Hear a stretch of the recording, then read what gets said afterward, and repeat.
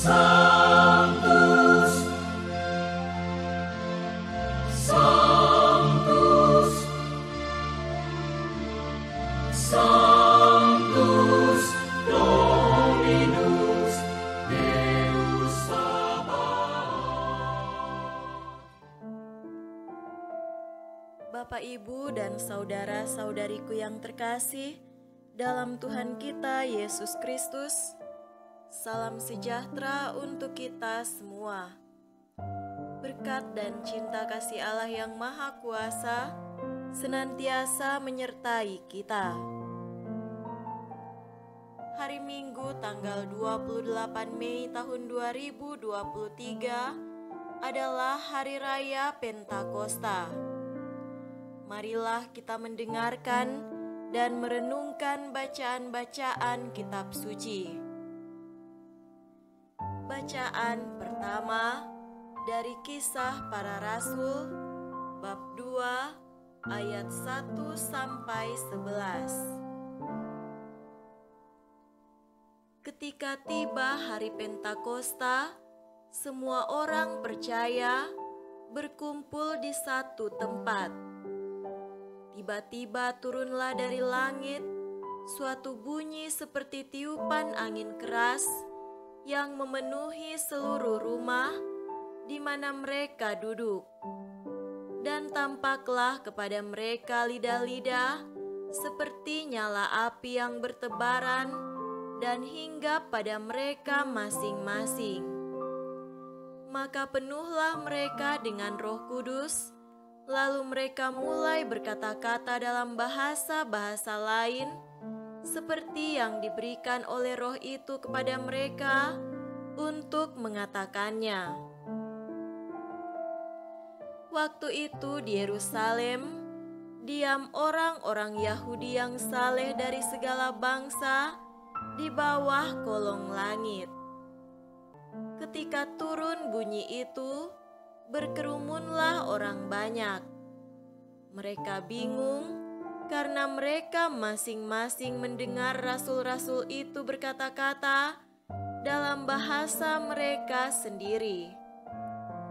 Mereka semua tercengang-cengang dan heran, lalu berkata, "Bukankah mereka semua yang berkata-kata itu orang Galilea?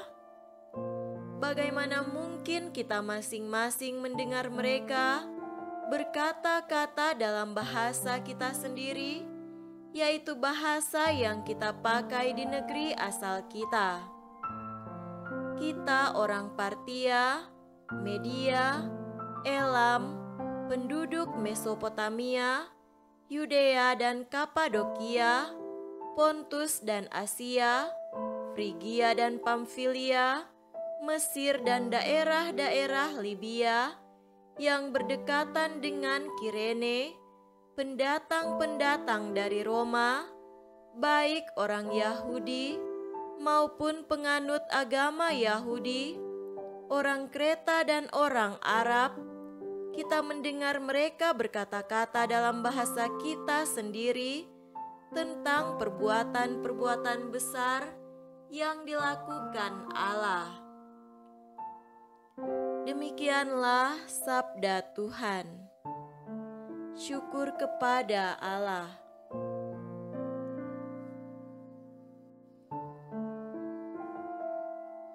Bacaan kedua dari surat pertama Rasul Paulus kepada jemaat di Korintus bab 12 ayat 3b sampai 7, dilanjutkan dengan ayat 12 sampai 13. Tidak ada seorang pun yang dapat mengaku Yesus adalah Tuhan selain oleh Roh Kudus. Ada rupa-rupa karunia, tetapi satu Roh. Dan ada rupa-rupa pelayanan, tetapi satu Tuhan. Dan ada berbagai-bagai perbuatan ajaib, tetapi Allah adalah satu yang mengerjakan semuanya dalam semua orang. Tetapi kepada tiap-tiap orang dikaruniakan pernyataan roh untuk kepentingan bersama. Karena sama seperti tubuh itu satu, dan anggota-anggotanya banyak, dan segala anggota itu sekalipun banyak, merupakan satu tubuh, demikian pula Kristus. Sebab dalam satu roh kita semua, baik orang Yahudi maupun orang Yunani, baik budak maupun orang merdeka, telah dibaptis menjadi satu tubuh, dan kita semua diberi minum dari satu roh. Demikianlah sabda Tuhan. Syukur kepada Allah.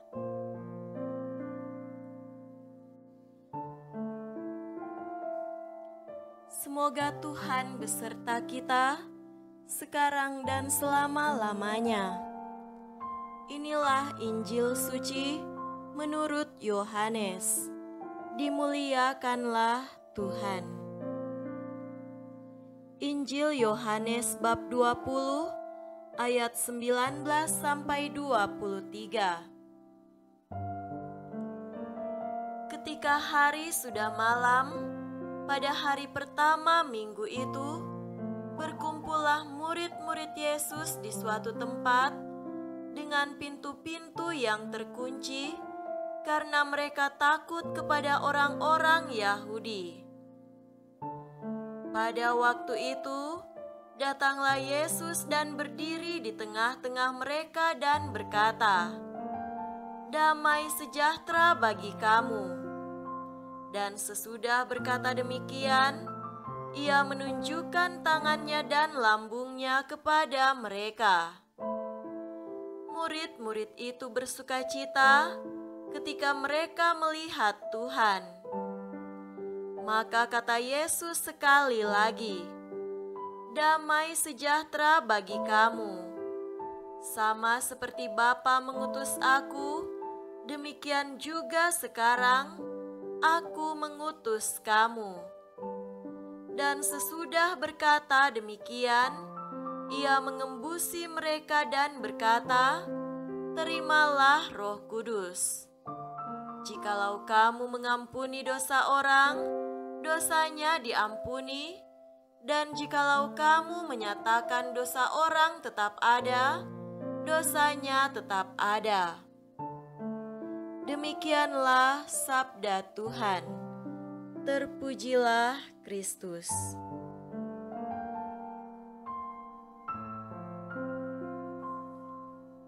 Saudara-saudariku yang terkasih dalam Tuhan kita Yesus Kristus, tema renungan kita pada hari ini adalah "Utuslah rohmu, baharuilah muka bumi."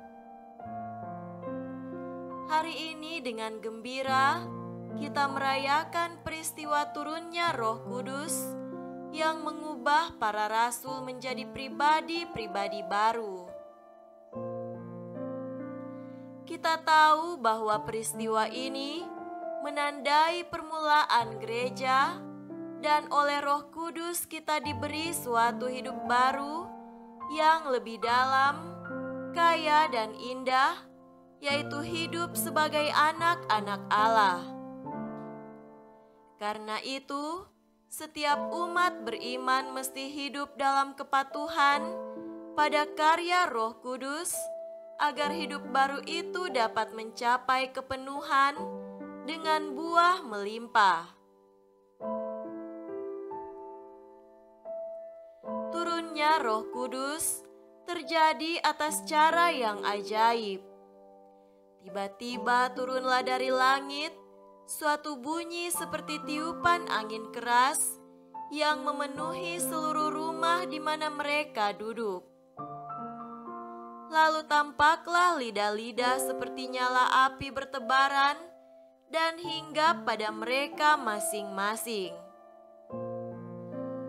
Maka penuhlah mereka dengan Roh Kudus dan mulai berkata-kata dalam bahasa-bahasa seperti diilhamkan oleh Roh itu, dan mereka mewartakan perbuatan keselamatan Tuhan lewat Yesus Kristus. Roh ilahi adalah realitas yang misterius dan tidak gampang dipahami, sebab ia tidak dapat disentuh dengan tangan, dilihat dengan mata, dan didengar dengan telinga. Tetapi peristiwa Pentakosta di Yerusalem ini menolong kita untuk memahami kehadiran Roh Kudus yang turun nyata lewat simbol-simbol: angin, api, dan bahasa. Mengapa Roh Kudus disimbolkan dengan angin? Simbol ini tentu tidaklah asing, karena angin mengingatkan kita pada nafas kita. Roh manusiawi kita nyata lewat nafas kita setiap waktu. Ingat, kata roh baik dalam bahasa Latin, spirit, maupun Ibrani, ruah, secara harafiah berarti nafas. Tiupan angin keras yang terjadi ketika Roh Kudus turun atas para rasul bisa kita pandang sebagai sebuah nafas yang besar. Nafas kitalah memberi kita hidup, sebab tanpa nafas maka tidaklah ada kehidupan. Nafas juga membuat kita sadar, percaya bahwa dunia atau realitas rohani, meskipun tidak kelihatan, tetaplah lebih penting dari dunia materi. Saudara-saudariku terkasih, dalam alur ini kita pun bisa memahami pentingnya Roh Kudus dalam hidup kita sebagai anak-anak Allah. Tanpa Roh Kudus, hidup kita, persekutuan atau gereja, tidak mungkin bertahan walaupun sesaat saja. Yesus dalam Injil hari ini memberikan Roh Kudus kepada para murid dengan cara mengembusi mereka, lalu memberi mereka kuasa untuk mengampuni dosa.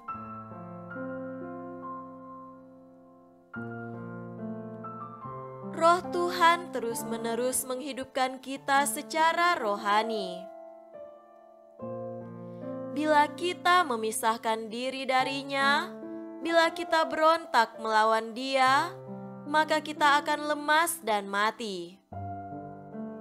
Dan sebagaimana angin atau udara penting bagi api, demikian pun Roh Allah penting untuk memelihara dan menghidupkan api kehidupan yang ada dalam diri kita.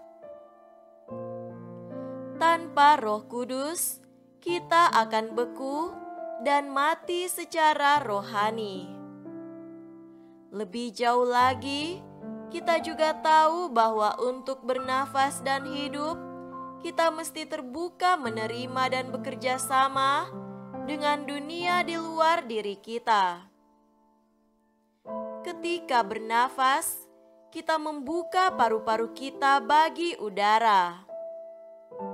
Dan udara yang adalah realitas luar itu harus kita terima masuk dalam diri kita. Kita pun tahu bahwa udara yang kita hirup adalah udara yang sama yang dihirup oleh sesama kita. Dalam cara ini, Roh Kudus menyatukan kita sebagai satu sumber hidup bersama. Karenanya, siapapun yang ingin menerima Roh Kudus mesti hadir dalam kesatuan dengan saudara-saudarinya. Roh Kudus tidaklah terbatas. Ia bekerja memberi hidup, menyatukan semua manusia. Ingat, setelah menerima Roh Kudus, para rasul berkata-kata dalam bahasa yang dimengerti oleh mereka semua, yang hadir dalam bahasa mereka masing-masing. Demikian, Roh Kudus menyatukan mereka semua. Bila dalam peristiwa Menara Babel, Tuhan mengacau balaukan umat manusia lewat bahasa, sekarang Ia menyatukan mereka lewat bahasa oleh kekuatan Roh Kudus. Saudara-saudariku yang terkasih, Tuhan ingin agar kita semua bersatu sebagai keluarga, satu gereja anak-anak Allah, menyembah dan memuliakan Dia di dalam Yesus Kristus dan Roh Kudus. Kita dipanggil untuk senantiasa hidup baru dalam Kristus yang telah mengasihi kita secara total lewat sengsara dan salib-Nya, agar kita boleh menerima hidup kekal. Ya Roh Kudus, kobarkanlah semangat kami untuk hidup sebagai pribadi baru, yaitu sebagai saksi-saksi hidup dari kasih Kristus yang menyelamatkan. Semoga demikian. Amin.